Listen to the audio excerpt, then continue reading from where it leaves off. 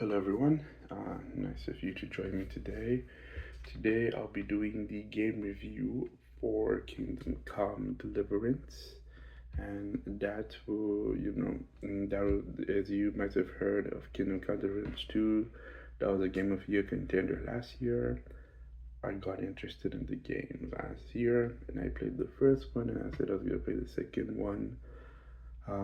And I'll probably cover it up. I'll cover the reviews of both games. I'll start with the first one right now, and we'll just go on from there. So, the first game we'll be reviewing would be the what? The story, the aspects that we'll be doing. Sorry, the aspects that we'll be reviewing. The four aspects that we'll be reviewing of this game will be the story, the combat, the world, and the side attentions, or you could call them, side attractions and things that you did not like as well. Side attractions and dissatisfaction. So, yeah, those are things you're going to might like. So, yeah, you obviously know story is always going to be about the main story, how and how you be doing. Then world building would be probably, how you see the world. Did you enjoy it? Did you like it or hate it? Combat will be about how you fought and, if you liked it or not. And then set attention, as I said, I explained before. So other than that, I hope you may, build us, make up build us as we go to this review. So we're gonna start with the story, and the story is centered on a man named Henry of Skalitz. So fun fact though is that he was actually a fictional character that took place in real history of the Kingdom of Bohemia back in the 1403. So all the events that happen in the game are actually real, but Henry of Skalitz was just a fictional character that was just that was just plot that was just brought in the middle of the mess. So that was him. But yeah, it was fun how he was brought into the story, but he did not change like the overall history of how the game was. So that's another thing that people kind of liked as well. I liked it as well as too. So you start off as Henry of Skalitz, which is the son of a blacksmith, a person that makes swords and weapons and stuff like that. And you have a good life. You're a nice village kid with good parents, friends, and a girlfriend. You're living a life until one day an army shows up and destroys everything, killing your parents, your girlfriend, your friends run away with their lives, and you almost died, but you also survived as well. And you thank God that you were able to make it. So it's a tough life right after that, and you also lose your father's special soul that he made recently, and you vow to yourself to go get it back, and also to go kill the person who to go killed your parents as well. So that would be what you'd be mainly doing, but as this part of the story, you first start off as a squire of a lord. I think it's best if you research what a squire is, but yeah, you start off as a squire of a lord, which is like some low-ranking member of an army. That's the best way I can properly explain it to you in the shortest, easiest terms. And he sends you on missions and areas to investigate certain crimes and bandits that are going around. And you'll be investigating, getting clues, trying to figure out what's going on, and also trying to survive out of the mess that was happening as well. So yeah, you thank God for you go through lots of different things. Some of the things that happen in this story are actually quite surprising to me too. I didn't know some of these events actually happened, and it was also quite entertaining because you didn't, as a player, as long as you didn't do your historic research, you never knew what was gonna happen. So you always kept on your toes, and I always preferred a game where it always left you on your toes, not knowing what's gonna happen, than a game that says, okay, this is what's gonna happen, and you go do this and you go do that, and happy ending. And I like a game that keeps you on your toes. So that's what I like about the story. I did have some problems about that, but we'll talk about that at the end. And now we're gonna go on to world building.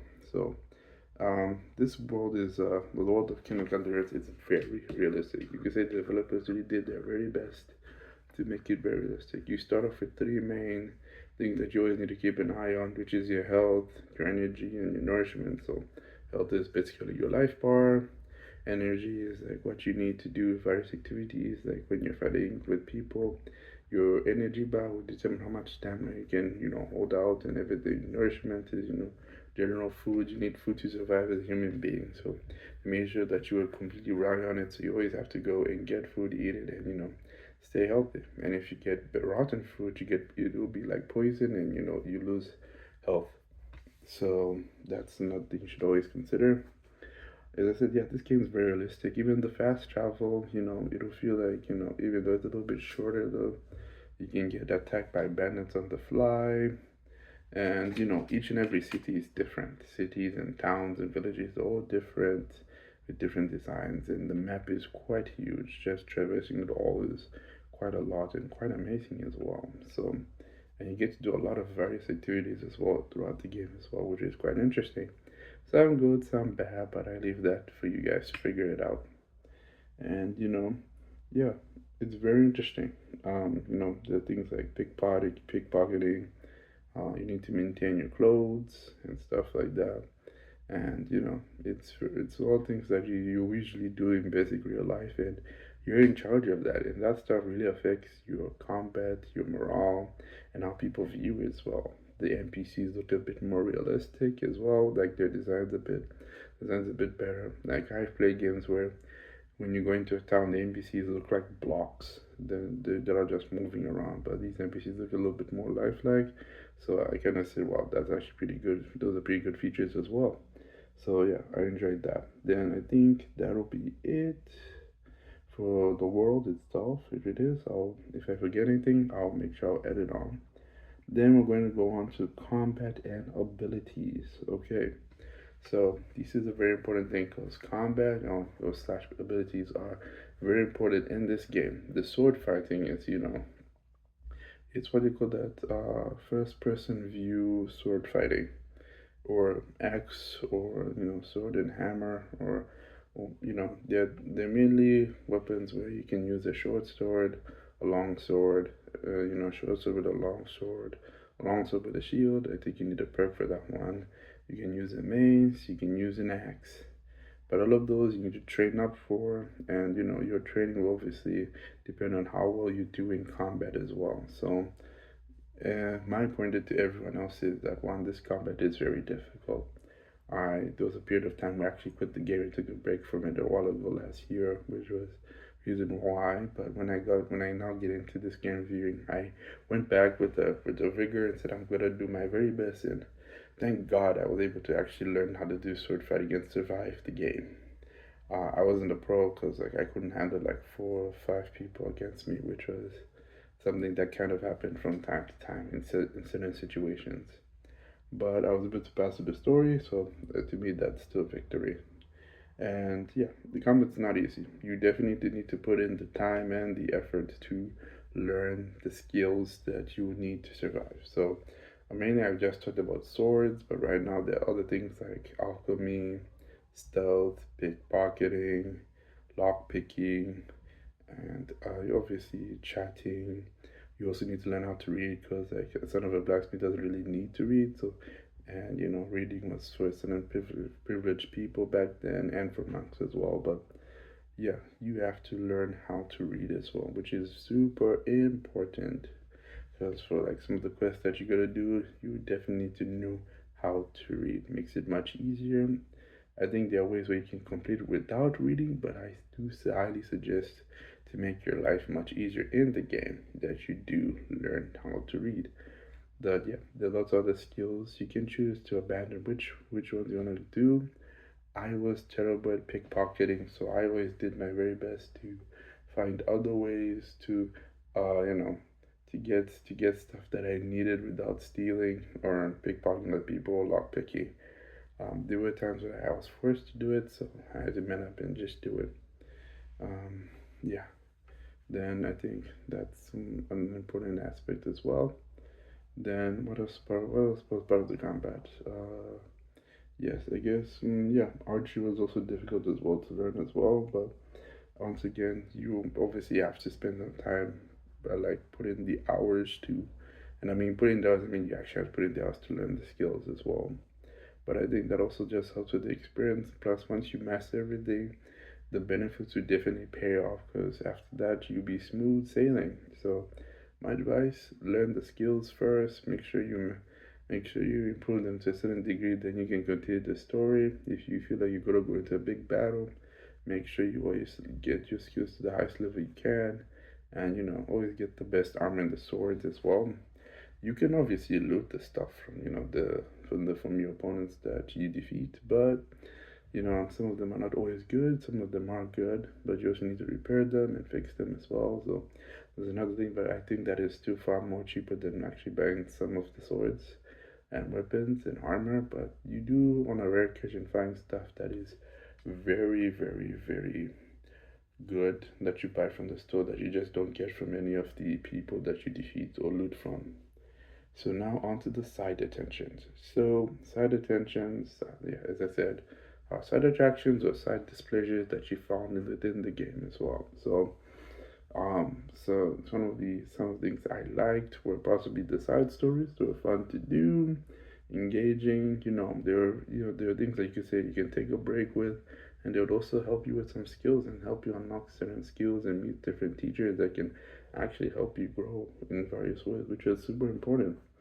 There were perks in the game as well that you could earn, and that was super helpful. Like to me, like the human dustbin perk was one of the best perks, because like I didn't have to worry about my food getting bad, because I could still eat it and I would not get poisoned, which would be a super helpful point in the game as well. I guess you could say there's a part where we can say there's some Christian representation as well in the game as well, but the Christians in Kingdom Come Deliverance. I'm not trying to play judge or anything like that, but this is something objectively speaking, or after I've also analyzed and also read the Bible as well. And you could say that the Christians there were Christians in name, but they were also taking part in the world as well, which is a little bit contradictory for Christians, because we're called to live separate from the world. So that's like you could say the religion and their faith was a little bit of a mess to me. There was a mission where you had to do something in a monastery, which I'll not go further in. I didn't really like it that much. I did avoid doing anything bad there, but yeah, there was an option, and I was not in favor of it. I guess another advantage I would say from the game as well is that you get a lot of freedom how you do your things. Obviously the game has to go to a certain route and everything, but like how it's done, you guys can decide how it's done. Like the option ways and how you can get a certain job done. You can choose not to do it. So some jobs you can choose not to do, but some are a must. So some you have to definitely do, but then there's some where you can actually skip it, and obviously it might make your battle in the future a bit harder, but it may actually be super important in the future. You never know. So that's the side attentions. There are things like tournaments where you can fight with people, fight over fight with swords, so hammers, axes, and if you were good, you would be able to get prizes, money, and grocery. And money was obviously it's very important in this game as well. And there was sexual content in this game. I'm not in full favor of it. Some people might be saying full favor of it as well, but when I was a kid, I played GTA at a super young age, which was bad for my health as well. And I would say no, I'm against it. So that's a big no-no for me. What else? I think those were most of the things that I really found with Kingdom Come Deliverance. It was a good game which had its bad issues along the way, and I won't say you should play it or not. I leave that decision up to you. This was just my basic review and my opinion of the game itself, and I hope this opinion helps you as you decide whether to play it in the future as well. So I pray God that this helps you and that you have a blessed day. Please like and subscribe if you like the content, and God be with you. So yeah, thank you.